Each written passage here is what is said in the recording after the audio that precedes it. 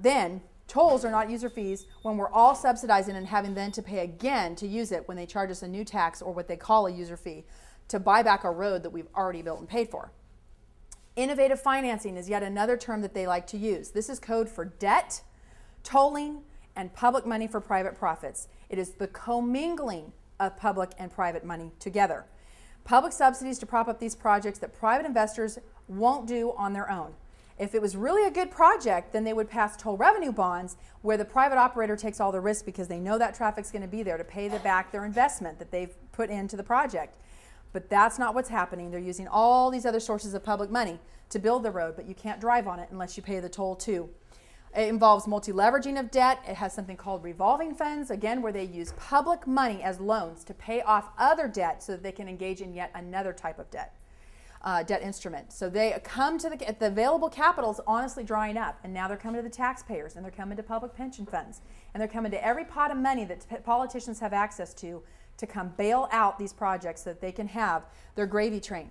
These are risky financial schemes that use pension funds and all these same techniques that brought us the subprime mortgage crisis, and they're unlike traditional turnpikes that use toll revenue bonds where the private operators take all the risk. Now, one of our last sections we're going to cover is how to read a bill with understanding. Okay, so we've looked at how some of the sample text of bills, we've kind of followed the process through. We know a little bit about calendars, that's a big thing. They can't ever bring it to a floor vote unless you get it out of committee and out of calendars. Now we're going to look at how do we analyze a bill when you get one of these email notifications on anything having to do with tolls or toll bridges or what have you. It comes in your email box and you're going to read the text of this bill. How do you actually understand what it's saying and be able to read between the lines of all the nuances of what they're doing? Well, here's some terminology that can help you with transportation. The first is these comprehensive development agreements. In Texas, for some reason, they call these public-private partnerships CDAs. It's a whole different, government speak for the same animal. Okay? So they have two different types of CDAs. This also gets very complicated because RMAs right now are lobbying heavily to have design-build authority. They want design-build CDAs reauthorized. So the contracts these are the ones that do not require them to give them to the low bid. They can give them instead to their best friend, to whoever the governor's favored campaign donors are. It can be anything. It's rife with corruption, and it's proven to cost the taxpayers more to do design-build CDAs because they don't have to award it to the low bid. They can just hand it to anyone under the guise of what's called best value bidding. Then there's concession CDAs. This is where the private operator builds, controls, operates the road, and sets the tolls. These are the ones that have the non-competes in particular. It has the guaranteed profits. It even allows them to do things like manipulate the speed limits on our free roads.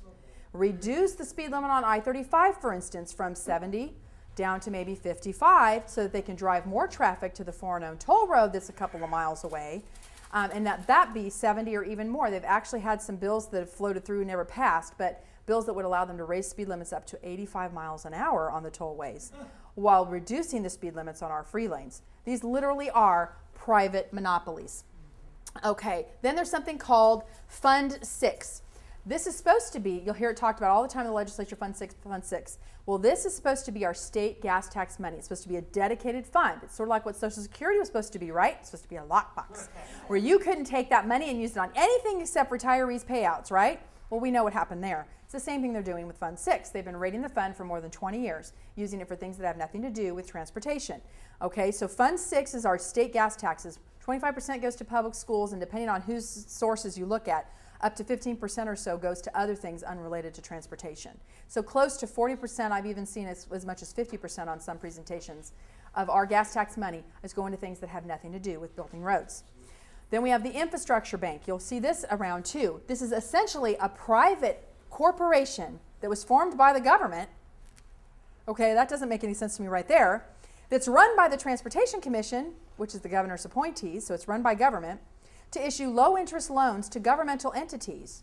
And by and large, they're almost all toll projects because the local entities don't have any way to pay back that loan with anything other than tolling in general, unless they want to increase your property tax or raise your sales tax or whatever. No matter what, it's going to mean a tax increase.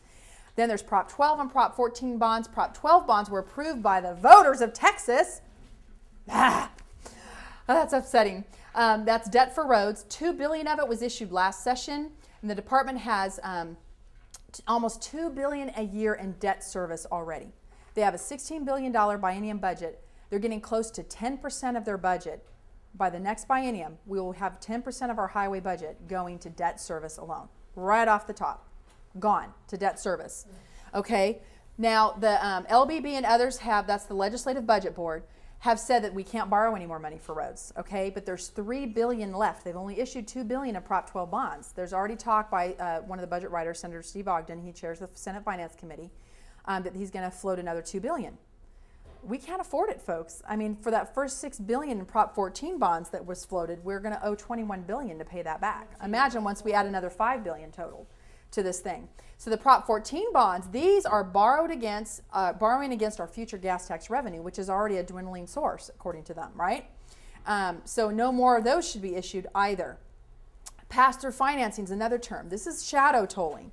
These agreements are with local units of government, and now they're starting to use even private entities. Remember how we killed the CDAs? We killed the privatization of our roads because they're taxpayer ripoffs. Okay, it's not true privatization. We killed those contracts. Well, TxDOT wasn't going to have any of that, so now they're using pass-through financing in the Transportation Code to do a CDA by another name. So now they're doing these deals with private entities. And what they do is they borrow against future gas taxes, and the entities get paid back based on the number of cars that use the road. So it's like a shadow toll. Then there's a couple of federal terms that I want to throw in there to make sure we know. Safety Lou was the last federal highway bill. That was passed in 2005. They were supposed to reauthorize one last year, but because of all the politics with Obamacare and all this other federal stuff going on, the elections and everything else, they didn't pass one. So they've been passing every 3 months. They've been doing sort of like a continuation measure, and that's all they've been doing. Another federal highway bill is being written right now by the chairman on the federal level of the House Transportation Subcommittee, and his name's John Mica from Florida. He's a big privatization fan.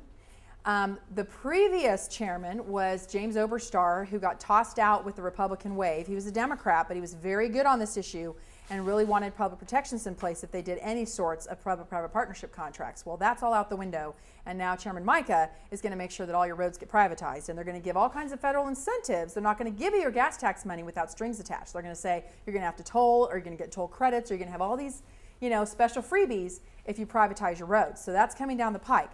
Well, here's some other code things that we've seen in legislation when it relates to the Trans-Texas Corridor.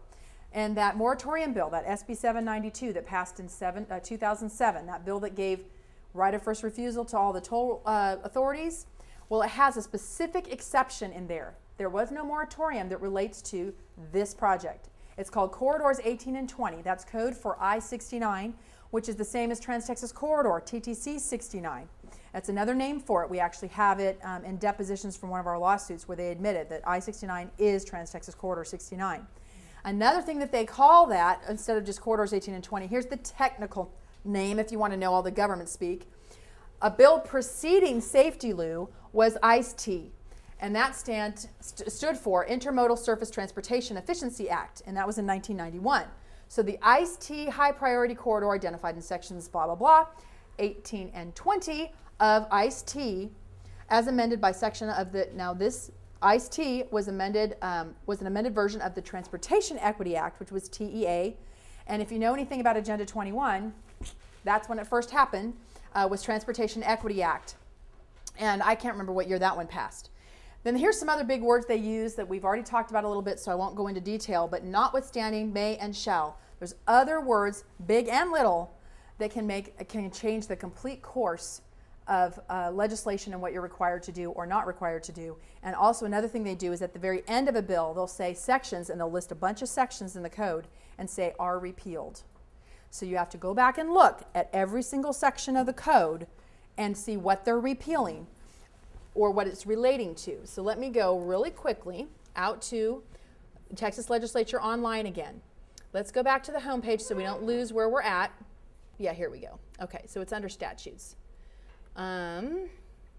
Let's go down to transportation codes. There, go. All right, so here it is. It'll bring up the section of the code where it tells you this is the part about roadways, state highway toll projects, general provisions. It gives you all the definitions first, and then it gets down into the nitty-gritty of what authorities they have and don't have and what governs everything. And then at the end of each section, you'll notice the history. Up here, it's going to tell you the original act was in 1995, 74th legislature, and it goes all the way through here so that when you do go to the first tab I tried, which was the legislative archives, you can go back and find out who authored these different sections of the code, who started doing all this stuff. And so you can kind of find where all the bodies are buried, as they say. So remember to keep in mind who's benefiting from the bill based on how it's worded. Follow the money rings true with tolling as it does with all kinds of other types of legislation. It's a massive debt bomb. The myth is that lawmakers are going to say that you can get your roads built faster and that somehow that's better. So all these expensive, risky schemes are for your benefit in the end. Well, what I'm seeing, the attitude in Austin is they're willing to put all taxpayer protections on hold. They don't care about affordability. They want a ribbon cutting.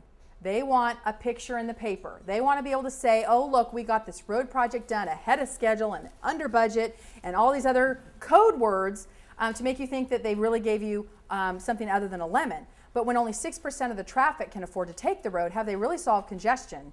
And have they really opened a road project that's relevant to most taxpayers who have had their money put into the project but they can't use it? The reality is toll roads using innovative financing are rip-offs.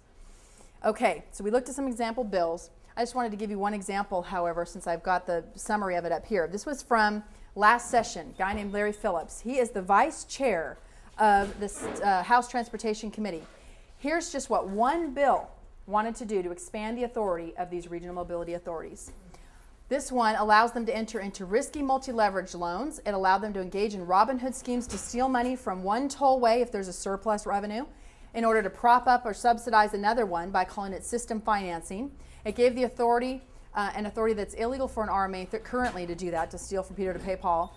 It was allowing them to siphon money from toll projects to pay for other obligations an RMA may have. So think bureaucracy. Now they can use toll money to pay for operating expenses. It also gives the RMAs authority to enter into CDAs, which they can't do concession CDAs at this point. I believe they can do design build, but they can't do those. It siphons off property tax appraisal increases for toll projects.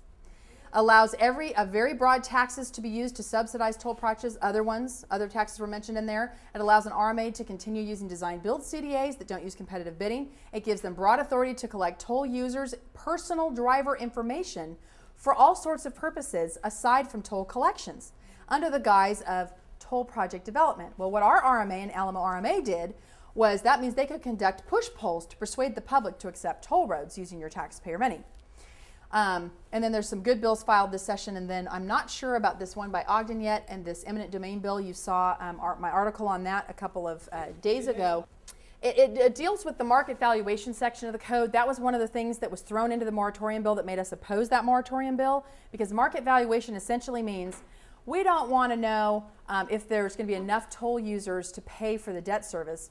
We want to know how high can we jack up the toll so that we can pull out excess, supposedly future projected surplus revenue.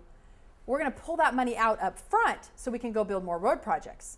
So they're basically making, let's say that they do that on 281. They're actually doing this on parts of 161 up in North Texas. So they're going to basically charge 161, or in this case 281 users, a super high toll, way above what the actual cost of debt service would normally be, so that they can steal money out up front, kind of like taking out a second mortgage on your home. A cash cow. Yes, they're going to take that money out, go build 3 or 4 other road projects, propped up with debt, mind you, and making you pay extra so that other people can have a road at a lower cost. It's horrible what they're doing. So anyway, Ogden's bill, SB 363, is on my watch list because it involves that market valuation section of the code that I think is very dangerous to tinker around with.